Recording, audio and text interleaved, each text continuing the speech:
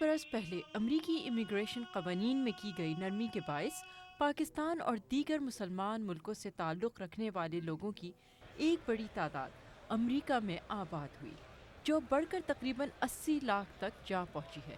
اسلام اس وقت امریکہ میں سب سے تیزی سے پھیلنے والا مذہب ہے، اور بہت سے مسلمان حالیہ درمیانی مدت کے انتخابات یعنی مڈ ٹرم الیکشنز میں بڑھ چڑھ کر حصہ لے رہے ہیں۔ زیادہ مسلمان California, New York, Illinois, New Jersey, Connecticut, Florida, Texas, Arizona اور مشیگن میں رہتے ہیں۔ مسلمانوں کی ایک بڑی تعداد واشنگٹن ڈی سی اور اس کے مضافات میں واقع میریلینڈ اور ورجینیا میں بھی رہتی ہے، اور سبھی جگہ امیدواروں کی یہ کوشش ہے کہ ووٹرز ان کے حق میں ووٹ ڈالیں۔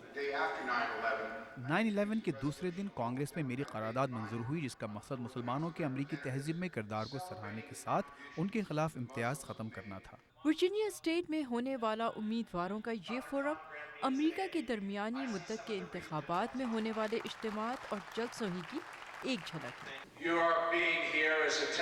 آپ کی یہاں موجودگی امریکی سیاسی نظام کی اہمیت کی گواہ ہے۔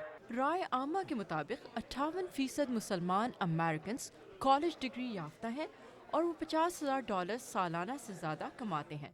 40% ڈیموکریٹس، 23% ریپبلکنز اور 28% آزاد امیدواروں کی حمایت کرتے ہیں، اور 67% کے خیال میں افغانستان اور عراق کی جنگیں دہشت گردی کے خلاف ہیں، اسلام کے خلاف نہیں۔ Some of the most patriotic Americans I've found کچھ سب سے زیادہ حب الوطن پاکستانی ہیں جو 60 اور 70 کے عشرے میں یہاں آئے، اور وہ چاہتے ہیں کہ ان کے حقوق کے لیے بھی کھڑا ہونے والا کوئی ہو۔ لیکن سیاست دانوں کا کہنا ہے کہ بدقسمتی سے یہ سچ ہے کہ پاکستان اور دوسرے مسلمان ملکوں کے لوگوں کو دہشت گردی کے شبے کے سائے میں زندگی گزارنی پڑتی ہے۔ 99.9% of the Pakistanis who come here امریکہ آنے والے 99% پاکستانی امریکہ کو پسند کرتے ہیں، اور ان کے آنے کی وجہ صحیح ہوتی ہے، لیکن خرابی کے لیے صرف ایک غلط شخص ہی کافی ہوتا ہے، اس لیے ان میں سے کچھ لوگوں کو زیادہ جانچا جاتا ہے۔ اور امریکہ میں رہنے والے مسلمانوں کے خلاف اس امتیاز کو ختم کرنے کا وعدہ وہ واحد ذریعہ ہے جس پر ریپبلکنز اور ڈیموکریٹس دونوں کو اتفاق ہے۔ Our civil rights been violated. ہمارے مسائل میں شہری حقوق، امیگریشن اور شخصی آزادی شامل ہیں۔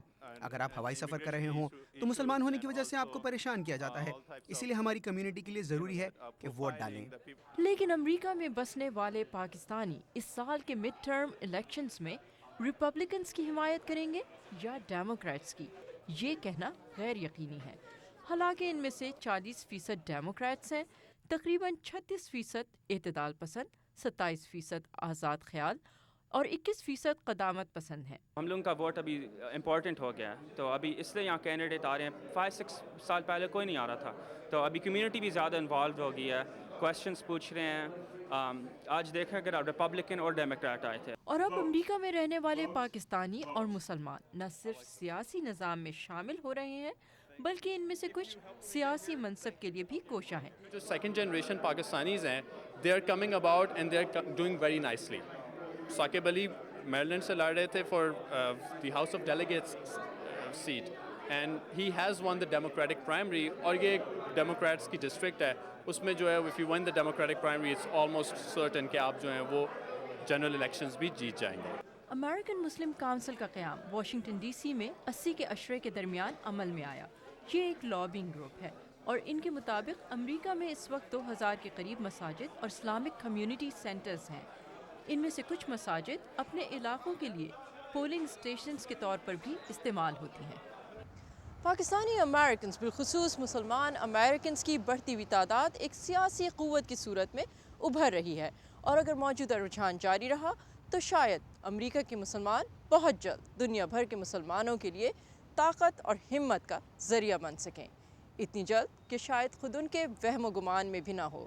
صبا Shah Khan, voice of America, Washington. Pakistani American